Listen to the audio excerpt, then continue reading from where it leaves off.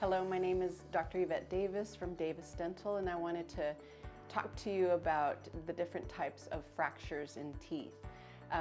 Many of us clench or grind our teeth. They create microfractures in teeth. Anytime there's any kind of trauma to the tooth, you can crack the enamel. Microfractures are cracks that are within the enamel. They're usually not symptomatic and there's no treatment for them. We just keep an eye on them. Another type of fracture is called an incomplete fracture. This is when a crack is in the tooth, but the tooth hasn't fully broken apart. Most of the time, patients will have discomfort when they chew. They'll have pain when they're biting. They can even have pain when they're releasing. At this point, it's important that you see your dental professional because it's important to crown the tooth to keep it from breaking completely, because you can't predict how the tooth is going to break, and it can break in such a way that it's non-restorable.